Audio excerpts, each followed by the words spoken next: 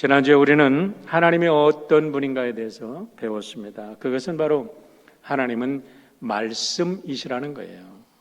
그 말씀의 핵심이 10계명, 10가지. 사실 10가지라고 하지만 그 10가지를 보면요, 인간이 행복할 수 있는 모든 조건이 다 들어있어요. 뭐 헌법에 뭐 몇 조항 뭐 그냥 갈수록 복잡하게 만들지만 그거는 다 인간의 죄 때문에 오는 거고요. 우리 10계명만 제대로만 지킬 수만 있다면 우리는 뭐 그 헌법 어느 나라 뭐 그렇게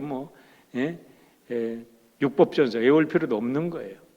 우리 하나님께서 이 놀라운 법을 우리에게 주신 거는 우리를 억압하고 속박하고 굴레 세워서 하나님 마음대로 끌고 다니려고 하는 것이 아니라 하나님께도 이 험난한 세상 속에도 우리를 보호하시고 우리를 하나님의 안전한 사랑의 울타리 속에서 우리를 케어하기 위해서 우리에게 하나님의 법을 주심을 믿으시기를 바랍니다. 여러분, 계명과 율법은 악으로부터 우리를 지켜주는 보호장치예요. 울타리가 없다고 생각해 보세요. 여러분, 얼마나 불안하겠습니까?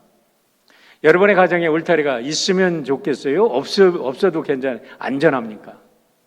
이상하게 울타리를 만들어 놓으면 든든하잖아요. 그게 왜냐하면 세상이 너무나 타락했고 우리들의 마음이 죄된 존재이기 때문에 그렇습니다. 요즘에 한국에 그 진보 좌파 운동권이라고 하는 사람들이 다 시도 교육감들을 하고 있어요.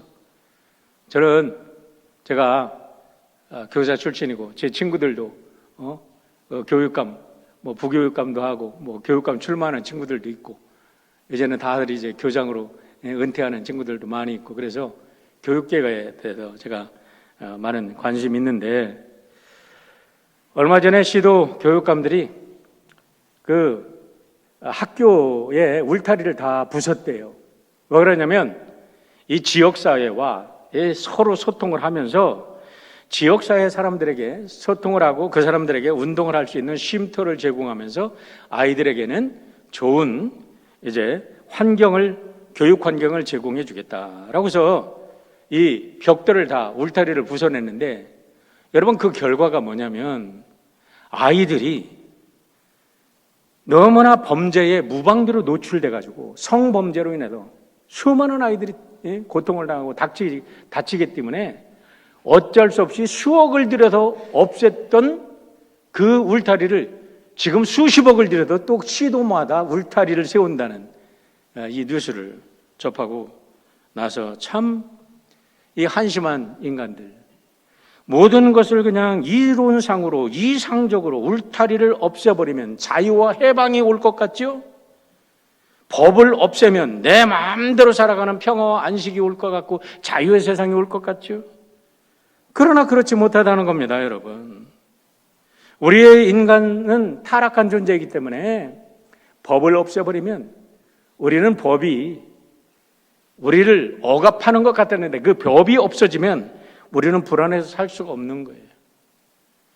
여러분들이 오늘 교회에 오실 때에 이제 걸어오신 분도 있고 멀리서 차를 타고 오신 분들도 있습니다. 그런데 멀리서 차를 타고 오시면서도 우리가 안전하게 도착할 수 있었던 것은 다른 게 아니에요. 우리가 운전을 잘해서가 아니라 교통법규가 있기 때문에 그래요.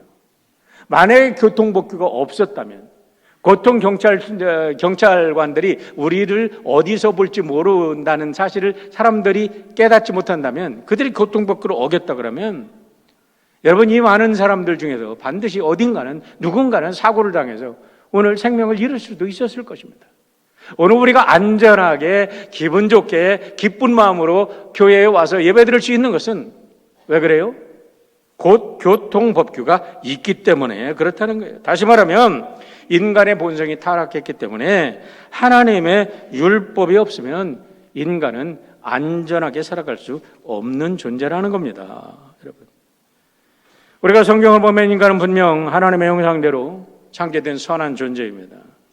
하지만 인간이 하나님과 같이 되려고 하는 내가 이것을 따먹으면 하나님같이 눈이 밝아라는 거, 하나님같이 된다는 그 잘못된 유혹 때문에 저희들이 하나님의 자리에 자기를 올려놓으려고 선악과를 따먹음으로 해서 인간은 우상이 된 게 아니라 인간은 이 땅에 하나님이 지으신 피조물의 종이 되고 말았습니다.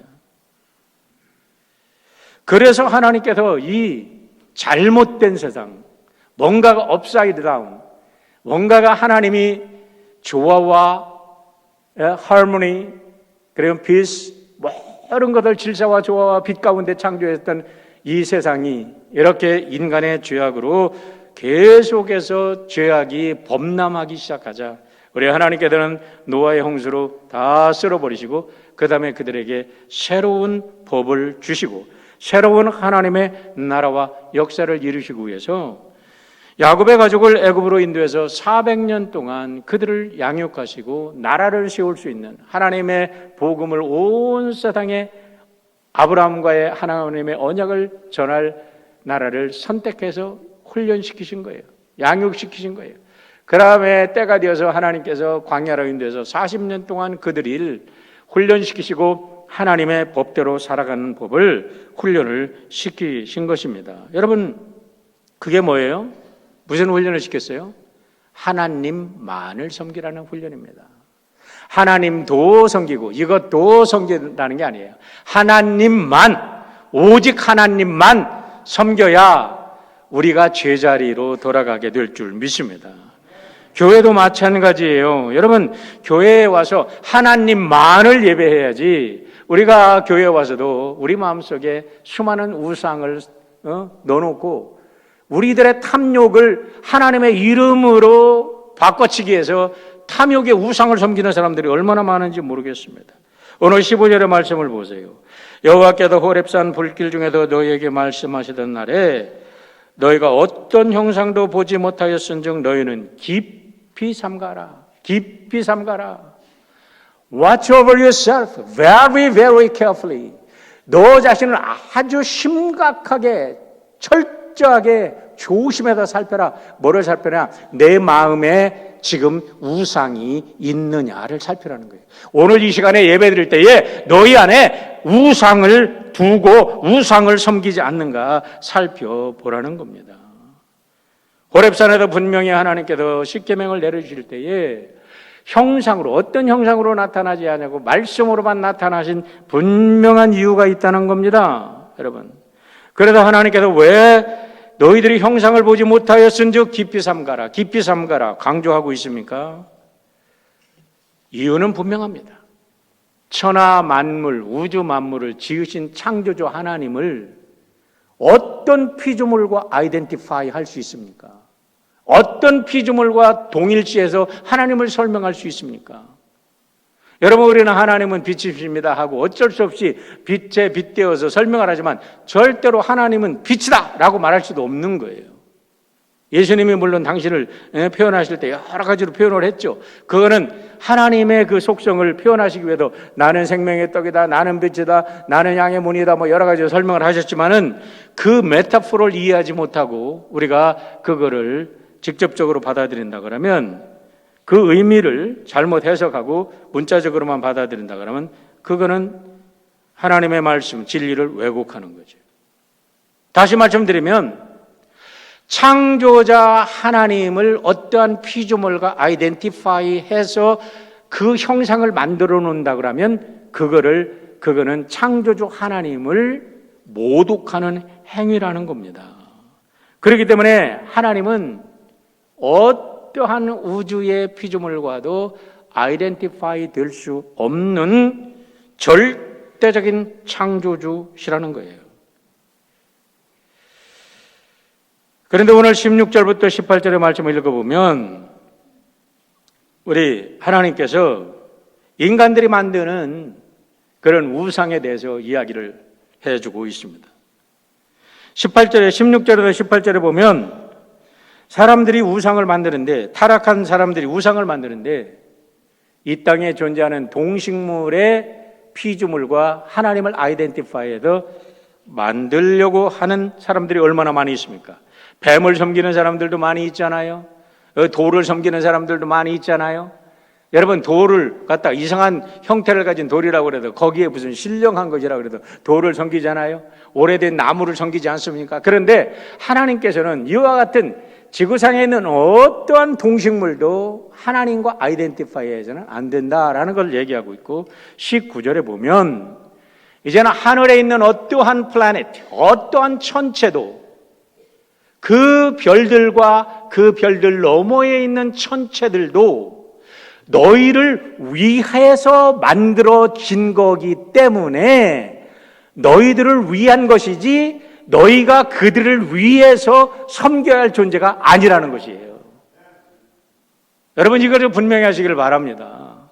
다시 말하면 우리 하나님께서 이 세상의 모든 만물을 통치하시는 대리자로 우리를 선택해 주신 것이지 우리가 하나님이 지으신 그 피조물을 섬기라고 택한 존재가 아니라는 겁니다. 이 사실을 깨닫고 나면 여러분들이 얼마나 위대한 존재로, 행복한 존재로 살아갈 수 있게 되는지 여러분 새로운 삶의 길이 열리게 될 줄 믿습니다. 창세기 1장 26절로 28절을 보세요. 하나님이 이르시되 우리의 형상을 따라 우리의 모양대로 우리가 사람을 만들고, 우리라고 표현합니다. 성부, 성자, 성령 삼일째 하나님, 우리가 만들었어요. 뭐를 만들었어요? 하나님의 형상대로 사람을 만들었습니다. 그러고서 하신 게 뭐냐면 바다의 물고기와 하늘의 새와 가축과 온 땅에 기는 모든 것을 다스리게 하시자 그랬어요. 그래서 하나님께서 남자와 여자를 창조하시고 하나님이 그들에게 복을 주시면서 하십니다. 생육하고 번성하라, 땅에 충만하라, 땅을 정복하라, 바다의 물고기와 하늘의 새와 땅에 움직이는 모든 생물을 다스리라. 할렐루야. 다시 말하면 하나님께서 이 세상을 창조한 후에 모든 피조물을 관리하라고, 다스리라고 우리를 만들어 주신 거지 그들을 섬기라고 인간을 창조한 게 아니라는 거예요. 그래도 인간은 맨 나중에 창조의 왕관으로 창조가 되었고 그 모든 하나님의 통치에 대한 권위를 인간이 부여받은 겁니다. 그런데 타락한 인간이 그 피조물을 만들어도, 우상을 만들어도 섬기기 시작하면 어떻게 됩니까? 그 우상에 우리들의 생각이 고정됩니다. 우상에 의해서 컨트롤 당합니다. 그 우상을 만든 사람만 컨트롤 당하면 좋은데 그것이 어떤 우상이 만들어지면 거기에 수많은 사람들이 동일하게 그들의 내면과 그들의 사상이 집단적으로 통치가 된다는 거예요. 이것이 정치와 경제 시스템으로 둔갑해가지고 세상을 법이다, 정의다 하면서 세상 사람들을 불법으로 다스리는 것이 오늘의 세대인 것을 알아야 합니다. 옳습니다. 우주는 어마어마합니다. 우주는 우리들의 이상과 경험으로 도저히 이해할 수 없는, 상상할 수도 없는 신비의 세계입니다. 그런데 그럼에도 불구하고 그 우주조차 우리를 위해서 만들어진 피조물임을 믿으시기를 바랍니다. 할렐루야. 그러고 하나님께서 그 우주조차 우리가 다스리라고 우리에게 권위를 위임하신 줄 믿으시기를 바랍니다. 여러분, 이건 어마어마한 사상의 차이고 어마어마한 관점의 차이인 거예요. 그런데도 왜 이 엄청난 비밀과 이 엄청난 인간의 권위와 인간의 존엄성을 어디서 잃어버렸습니까? 죄 때문에 잃어버렸다는 거죠. 선악과를 따먹음으로 해서 자기를 하나님 자리에 올려놓으려고 함으로 해서 우주의 질서가 파괴되고 자연의 질서가 파괴되고 영계의 질서가 파괴된 겁니다. 그 후로부터 인간은 다스려야 할 피조물에 의해서 다스림을 받는 존재가 되고 마른 겁니다. 하나님께서는 이와 같은 모든 잘못된 질서를 바로잡고자 아까도 말씀드렸지만 이스라엘 백성들을 택해서 세우셨습니다. 여기다 다시 한번 우상을 정의해 보겠습니다. 오늘 15절로 19절에서 나오는 우상을 분명하게 여러분들이 우상이 뭔지를 확실하게 마음속에 정의하고 하나님이 누구신가, 우상이 뭐냐를 정의한 뒷면에는 하나님이 누구신가를 분명하게 결정하자는 겁니다. 우상은 뭡니까? 우상은 인간의 손으로 만드는 가짜 신입니다. Counterfeit God. Counterfeit. 이게 counter라는 것은 versus, 상대가 된다는 거예요. 예? 하나님처럼 상대가 되는 것처럼 하지만 결국에서는 counterfeit, 위조 신이에요. 가짜 신이에요. 짝퉁 신이에요. 우리 팀 켈러 목사님이 counterfeit God이라는 책을 썼는데 여러분 그 책은 아주 명작입니다. 제가 그 책을 읽고 나서 왜 팀 켈러 목사님을 지금 21세기에 C.S. 루이스라고 하는지 알겠더라고요. 아주 너무너무나 명작이에요. 지금 제가 그 책을 다 끝내지 못하고 제가 한 3분의 2 정도 읽고 오늘 이 설교라도 다 끝내고 묵상하고 녹여서 좀 여러분에게 소개하려고 하는데 다 못 읽기 때문에 책은 소개를 하지 않습니다. 근데 어쨌든 그분은 counterfeit God이라고 얘기를 합니다. 인간의 손으로 만들어진 신이 어떻게 신일 수 있냐 말이에요. 내 손으로 만들어 놓고 내가 이걸 섬겨? 말도 안 되는 얘기 아닙니까? 두 번째로 그와 같은 우상을 만드는 것은요, 인간이 타락했다는 증거라는 겁니다. 16절 보세요. 그리하여 스스로 부패하여 자기를 위해 어떤 형상으로든지 스스로 부패해서 만든 것, 누구를 위해서? 자기를 위해서. 인간의 소망과 욕망과 탐욕이 투영된 형상을 만들어서 놓고서 신이라고 섬기면 그 정치 권력을 가진 자들이, 그 재력을 가진 자들이 그래놓고 자기들의 재력과 자기들의 권력욕을 더 채우기 위해서 사람들을 그 우상화의 밑에 담아놓고 그들을 통제하는 수단으로 쓰는 것이 오늘의 현상이고, 그것을 사람들은 신으로 믿고 거기 가서 빌고 거기 가서 복을 구하는 어리석은 짓을 하고 있다는 거죠. 네 번째로는 모든 것은 하나님을 대신할 수 있는 우상이 될 수 있다는 거예요. 왜냐하면 인간이 타락했기 때문에. 사도행전 17장을 보면요, 바울이 아테네를 방문합니다. 아덴이라고 나오죠. 아테네입니다. 헬라의 수도 아테네를 방문합니다. 그런데 거기에서 파르테논 신전, 판테온, 판이라는 것은요, 모든 것을 말합니다. 세온이라는 것은 신이에요. 판세온. 모든 만신전, 잡신들을, 세상에 있는 잡신들을 다 거기다 모아놓고도 사람들이 섬기는 거예요. 물론 파르테논 신전의 최고의 신은 아테네 여신입니다. 여신을 날아놓고도 이제 아테네를 통합시키는 거죠. 자, 거기에는 아테네 여신뿐만 아니라 아프로디테, 미의 여신이 있습니다. 전쟁의 신 아레스가 있었고, 다산과 부의 여신 알테미스가 있었고, 대장간의 신 헤파이토스가 있었습니다. 술의 신 바카스들이 있습니다. 수없는 많은 신들이 있습니다. 그런데 놀랍게도 그와 같은 신들이 오늘도 동일하게 모든 사람들 오늘 우리의 삶 속에서 그대로 있다는 거예요. 아프로디테의 신은 뭡니까? 여러분, 오늘날 우리 특별히 여성들에게 있어서 미는요, 자기 존재의 근거가 되는 거예요. 하나님 말씀을 묵상하는데 화장하는 시간만큼 좀 드렸으면 좋겠어. 교회 와서 예배를 드릴 때 그냥 집중하는 것보다 화장하는데 더 집중하잖아. 뭐 명품백을 갖다가 사려고 하다가 그 땀을 뻘뻘 흘리면서 밤새도록 그냥 24/7 days 일을 하면서 명품백 하나 구하려고. 그래서 명품 차를 사야 되고, 무슨 명품 신발을 사야 되고, 명품 시계를 차야 되고, 대통령 부인까지 말이에요. 이러면서, 이 잘못된 미에 대한 환각과 환상과 우상을 만들어 놓고 그렇게 되면 자기가 존재가 뭐가 업그레이드 되는 줄 알고 살아가는 것이 인간의 지금 아프로디테의 신을 섬기는, 우상을 섬기는 인간 현실이잖아요. 전쟁의 신 아레스는 어떻습니까, 여러분? 어떤 사람이 5,000년의 인류의 역사를 연구를 했는데 어떤 기준으로 연구를 했는지 모르지만 300년만 평화의 시대가 있었대요. 나머지는 전쟁이 있었다는 거예요. 전쟁이 끝없이 전쟁을 만들어냅니다. 지금 러시아와 우크라이나이 전쟁을 하는데요. 엊그저께 제가 우리 연합 기도회 가서 우리 우크라이나를 위해서 우리 간절히 기도하고, 목사님들을 모여서 우리 연합으로 기도하고, 우리 우크라이나의 그 문화원장한테 우리가 헌금을 전달하고 왔어요. 그런데 지금 한 500만 명이 넘는 난민들이 지금 추위와 굶주리에 떨고 죽어가고 있다는 거예요. 그런데 이제 얼마 안 있으면 기하급수적으로 1,000만 명이 이를 거라는 예상을 합니다. 그런데도 불구하고 그 뒤에 여러분, 뒤에 돌아서서 웃음 짓고 기뻐하는 자들이 있어요. 어떤 자들입니까? 군수산업을 만들고 군수산업을 통해서 이권을 취하는 자들이에요. 안 그렇습니까? 무기를 개발을 해가지고 어떤 무기가 제일이다, 어떤 무기가 제일이다 그랬는데 이번에 보니까 어떤 무기는 형편없어. 스팅어 미사일이 하나면 끝나. 뭐 굉장한 비행기들 소용없어. 이러면서 장갑차든 뭐든 탱크든 이게 완전히 우크라이나 전쟁 무기 실험장이 되고 있고 그들 군수산업자들의 놀이터가 되고 있다는 사실이에요. 오늘날 전쟁의 신이 여전히 판을 치면서 사람들의 마음을 여러분 통제하고 있다는 사실입니다.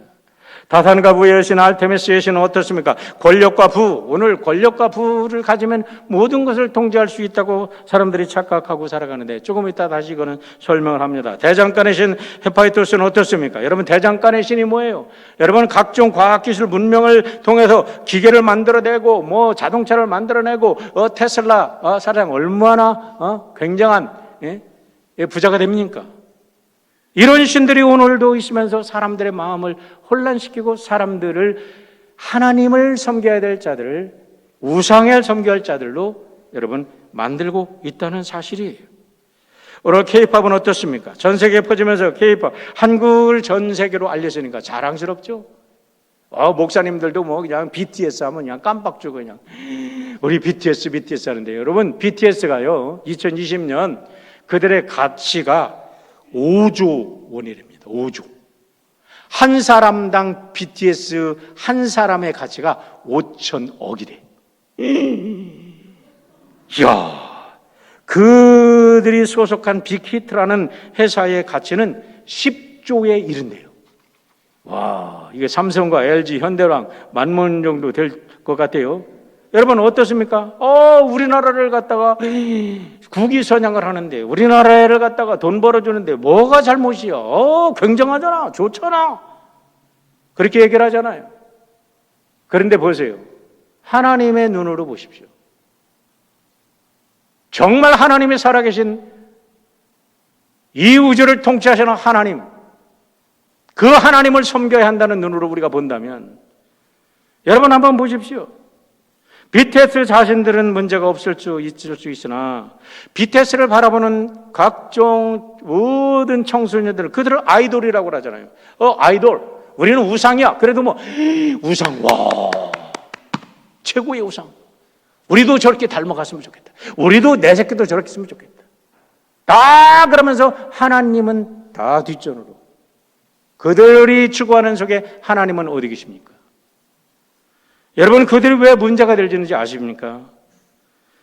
J.J. 톨킨스라고 C.S. 루이스의 친구이기도 했습니다. 그분이 쓴 반지의 제왕이라는 책의 핵심이 뭐냐면 이 반지를 가지면 무한한 능력을 얻게 됩니다. 그런데요, 문제는 아무리 선한 사람이라도 그 반지를 가지면 무한 능력을 얻게 되는데 그 반지를 갖는 순간 그는 악마로 변한다는 겁니다. 이 말이 굉장한 메시지가 있는 거예요. 여러분, 이 땅에 완벽한 선으로 행할 수 있는 분은 오직 우리 주 예수 그리스도 한 분 하나님밖에 없는 줄 믿으시길 바랍니다. 우리는 안전할 수가 없어요. 우리는 더러운 죄인이에요. 그렇기 때문에 우리에게 선하다고 해서 능력이 갖춰지면 갖춰질수록 우리는 악마가 되어갑니다. 지식이 많고 박사학위가 몇 개씩 된다고 하면서부터 사람들 공부하지 않고 무시한다고 학교 다닌 가방끈이 짧다고 그 사람들을 무시합니다. 사람 취급하지 않습니다. 우리가 권력이 많아지면 많아질수록 일반 대중들 국민들은 형편없는 인간으로 너희들은 나의 종이라고 마음속으로 그렇게 아주 뭉개고 살아갑니다. 여러분, 권력이 많아지고 돈이 많아지면 많아질수록 돈이 없는 사람들은 그들에게 있어서는 그들의 돈을 채워주기 위한 불쏘시개로에 지나지 않는 걸로 사람들은 믿고 살아갑니다. 자기도 모르게 그렇게 되어갑니다.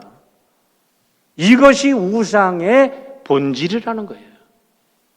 여러분, 우리는 참 하나님 앞에서 우리가 진정으로 하나님을 믿는다면 우리의 죄성을 언제든지 내놓고 우리는 하나님 앞에 100% 하나님한테 항복하고 언제나 하나님만이 나를 통제해 주시고 하나님만이 나의 경배가 대상이 되고 하나님만이 나의 예배의 대상이 되어야 될 줄 믿습니다. 지식이 아닙니다. 권력이 아닙니다. 돈이 아니라는 거예요. 예를 들어서 2008년에 세계 4위의 투자은행 레이먼 브라더스가 파산을 했습니다. 여러분 너무 잘 아시잖아요. 여기 뭐 경제인들이 얼마나 많이 있습니까? 프라임 모기지와 부실 상품 손실로 인해서 그때 6,130억 달러의 부채를 갚지 못하고 파산을 신청했다 그래요. 그 파산을 신청한 지 세계로 퍼져나갔습니다. 그때 당시 미국에서는 19조 2천억 달러에 달하는 가계 재산이 증발해 버렸답니다. 미국의 실업률은 9.6%로 상승을 했습니다. 이 모든 것을 보면요, 여기서 설명할 시간은 없지만 모든 것이 인간의 탐욕으로부터 시작된 거예요. 그때 수많은 사람들이, 엄청난 돈을 가진 사람들이, 기업의 회장들이 자살을 했습니다. 그중에 굉장한 사건 중에 한 사람이 뭐냐면 독일의 억만장자 사학가입니다. 여러분, 억만장자 아돌프 메르켈레라는 사람은 74살이었는데 이 사람이 유럽 최고의 제약회사 소유주였답니다. 그런데 그때 당시 이 사람의 돈이 90억 달러였어요. 90억 달러. 독일에서는 최고고 세계에서는 몇째 간다 그래요. 그런데 이 사람이 투자를 잘못하고 30억 달러를 잃어버렸어요. 아직도 60억 달러가 있는데 30억 달러 때문에 달려오는 기차에 투신해서 자살을 하고 말았어요. 여러분, 미국에서는 어떤가요? 미국 연방주택금융저당공사 최고 재무 책임자의 대항으로 있었던 사람은 지하실에 목매고 달아서 그때 2008년에 죽었습니다. 부동산 경매부의 선두로 있었던 썰단 굿의 최고 경영자는 자기가 즐겨 타던 빨간색 자동차에서 권총자살을 하고 죽었습니다. 베어스턴의 한 간부는 약을 먹고 29층에서 뛰어내려서 죽었습니다. 2008년에 자살한 사람들의 이야기라면 한이 없습니다. 그런데 지난 3월 18일 날 제가 놀라운 뉴스를 보았습니다. 스위스 은행에서 발표한 뉴스입니다. 미국이 러시아를 서방 세계와 함께 러시아의 경제 제재가 들어가니까 그때 발표가 됐는데 스위스 은행에 푸틴과 러시아의 200명의 지도자들이래요. 200명 정도의 그 이름은 밝히지 않았지만 러시아의 200명이 스위스 은행에 감춰둔 돈이 2,130억 달러. 근데 그것이 경제 제재를 통해서 한 푼도 못 건드리게 돼 있어. 그러니 푸틴이 얼마나 약이 오르겠어. 중요한 것은 이 2,130억 달러는요, 150개국, 가난한 나라 150개국, 지금 위원회에 가입된 나라가 뭐 197개 정도밖에 안 되잖아요. 그런데 150개국의 GDP에 맞먹는 돈이라는 거야. 여러분, 공산 독재 국가들, 이게 이 사람들이 뭐 국민들과 함께 더불어 산다, 뭘 한다고 합니다. 이렇게 어마어마한 부정부패를 하고 있는 거예요. 그들이 뭐 우크라이나를 갖다가 통일시켜서 합병한다고요? 그런 어마어마한 돈을 가지고 이제는 우크라이나를 갖다가 우크라이나의 문화원장이 얘기를 하는데 어저께 금요일 나와서 얘기를 하는데 자기들은 300년 동안 지금 독립을 해도 300년이나 싸우고 있다는 거야. 러시아로부터 독립하기 위해서 300년을 싸우고 있대. 근데 이번에 푸틴이 그 우크라이나를 점령한 이유는 우크라이나에 있는 러시아 사람들을 해방시키겠다. 해방군으로 들어가서 뭘 하겠다. 이 슬로건을 내걸고 하는데 결국은 세계의 빵 공장이라고 하는 우크라이나를 점령해서 러시아에 병합을 시키면 자기는 영원한 러시아의 영웅이 되는 거죠. 그런 잘못된 착각, 자기를 우상화하는 잘못된 것 때문에 오늘 이 지옥 같은 일들이 일어나고 있다는 거예요. 이래도 여러분, 우상이 무슨 존재인지 모르겠습니까? 성의 문제는 어떻습니까? 여러분, 성 정체성의 상실의 근본 문제가 뭡니까? 왜 여러분 사랑과 자유가 문제가 됩니까? 오늘 세상에 성 전체성이 논란이 되는 것은 사랑을 우상화했기 때문에 그렇습니다. 자유를 우상화했기 때문에 그런 거예요. 사랑이라는 것은 정의와 공의의 울타리 속에서만 참 사랑이 이루어질 수 있는 거예요. 사랑에는 반드시 공의가 따라야 되고 정의가 따라야 돼. 정의와 공의가 없는 사랑은 사랑일 수 없고, 사랑이 없는 정의와 공의는 있을 수가 없는 거예요. 둘이 함께 가는 거예요. 십자가를 보십시오. 여러분, 십자가가 사랑의 상징입니까? 십자가가 사랑의 상징이라고만 하는 자들 때문에 오늘 성 정체성이 문제가 되고 성에 혼란이 오고, 여러분, 이 세계의 가치관이 다 파괴되는 겁니다. 십자가는 자기의 아들까지도 죽일 수밖에 없는 하나님의 공의의 상징이기도 한 것입니다. 이거를 우리가 분명히 깨달아야지. 왜 사랑만 외칩니까? 제가 많은 우리 미국 애들하고 얘기하고 가만히 들어보면요, 뭐 이 Jesus is love, 뭐 사랑만 얘기해. 주님의 공의에 대해서는 하나도 얘기하지 않아요. 제가 클레몬트에 와서 공부할 때 정말 익사이링하게 공부한 게 있어요. 정말 그냥 공부할 때마다 막 익사이링, 너무너무 재밌어 막. 그는 우리 클레몬트에 존 카비라는 분이 과정신학을 이제 화이트헤드의 과정 철학을 가지고 과정 신학을 만든 분이에요. 그래서 세계의 과정신학, 프로세스 디올로지라고 하는 그걸 배우려고 하면 세계에서 몰려들었어요. 근데 그 밑에 아주 기라성 같은 이 제자들이 많이 배출됐습니다. 그 중에 아주 가장 뛰어난 조직신학자 한 사람이 데이빗 그리핀이라는 분인데, 그분의 책을 공부하면서 제가 날마다 막 너무너무 익사이딩했어요. 친구들하고 같이 이게 스터디를 하면서, 그룹 스터디를 하면서 그랬는데, 이번에 포스트 모던 디올로지라는 책을 썼는데요, 이 책에 보면 퀀텀 메케닉스가 나옵니다. 양자역학이 나와요. 양자역학. 이 사람은 음악을 전공을 하고 신학을 해야 하고, 그래서 과학을 참 많이 연구해서 과학과 신학을 접목시킨 사람이에요. 그래서 퀀텀 메케닉스에 대해서 많은 얘기를 하는데, 정말 이해하기 힘든 얘기지만은 아주 그냥 인트레스팅한 주제예요. 퀀텀이라는 것은 뭐냐면 전자, 양자 속으로 들어갑니다. 여기에 퀀텀 메케닉스, 이 양자역학으로 본다 그러면 이거는 죽은 존재가 아니라는 거예요. 이 세상 모든 존재는 다 살아있다는 거예요. 전자들은 계속 살아서 움직인다는 거예요. 그래서 그 양자, 이 메케닉이 돌아가는데, 이 양자 하나하나는 전부 다 유니크한 익스피리언스를 가지고 있다는 거예요. 그래서 이 모든 유니크한 익스피리언스는 그 존재로서 존경을 받아야 한다는 거예요. 그렇다고 하면 얼마나 좋아요. 거기에서 신학이 나오니까 거기에서 모든 사람은 존중받아야 돼. 얼마나 좋아요. 다 좋잖아요. 거기에서 한 발짝 나가면 모든 인간의 문화는 다 존중받아야 돼. 샤머니즘도 존중받아야 돼. 우상도 존중받아야 돼. 왜? 나름대로의 유니크한 익스프레스가 있으니까. 그러다가 보니까요, 이제는 하나님의 절대적인 기준은 다 사라지고 모든 것이 상대화돼가지고 상대적인 것만이 절대적인 거야. 말이 됩니까? 이해가 돼요? 그러다 보니까 동성연애를 하든 뭐를 하든 이 사람들의 모든 것도 독특한 익스피리언스로 존중받아야 돼. 하나님의 법은 사라지고 인간의 탐욕과 개인의 탐욕만이 신의 자리에 올라서는 어마어마한 신학의 바탕이 이 퀀텀 메케닉스로부터, 양자역학으로부터 여러분 다시 세워지는 거예요. 이 어마어마한 사건들, 우리가 이와 같은 무서운 세상의 변화를 이해하지 못하고 오늘의 시대를 이해할 수가 없는 거예요. 여러분, 그러다가 보니까 어린아이들이 남자로 태어났는데 철만 들면서 나는 여자야, 나는 여자가 좋아, 나는 여자 할래, 그러면 부모도 못 말린다는 게 오늘 미국의 법이 그렇게 가고 있잖아요.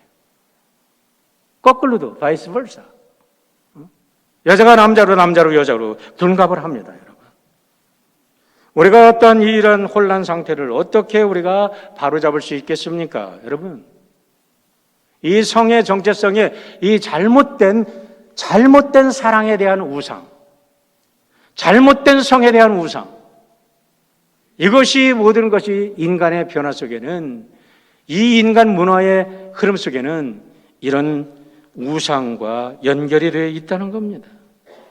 많은 사람들이 오늘날 UMC를 묻습니다. 앞으로 우리 UMC는 어떻게 될까요? 묻습니다. 우리 교회는 어디로 가야 됩니까? 묻습니다. 여러분, 그것을 묻기 전에 여러분에게 질문합니다. 여러분의 마음속에 하나님을, 살아계신 하나님을 섬기고 있습니까? 아니면 여러분들의 마음속에 우상을 섬기고 있습니까? 하나님이십니까? 우상입니까? 나에게 어떤 베네핏을 따지기 전에 내가 어떠한 하나님을 섬기고 계시는가? 그것부터 보십시오. 오늘 가야바 법정에 우상을 섬기는 자들이 올라서서 진리를 판단하고 예수님을 십자가에 다시 못 박는다면 여러분들은 가야바 법정에 무릎을 꿇을 것입니까? 아니면 그 십자가에 피 흘려 죽으시는 예수님을 붙잡고 따를 것입니까? 우상이 무엇입니까?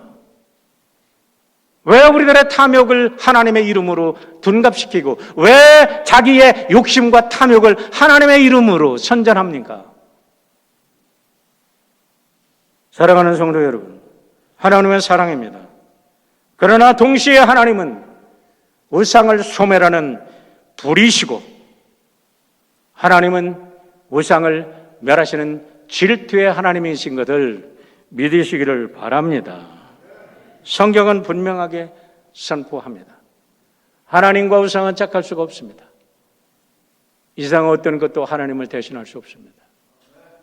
우리가 이 사실만 분명한다면 우리 모두가 살아계신 하나님, 영원하신 하나님, 그분을 위해서 우리가 살아가기로 결단한다면 우리는 이 세상에 어떠한 시련과 풍파가 오고 우리가 비록 십자가에 달려 죽는 한이 있더라도 우리는 승리하게 될 것입니다.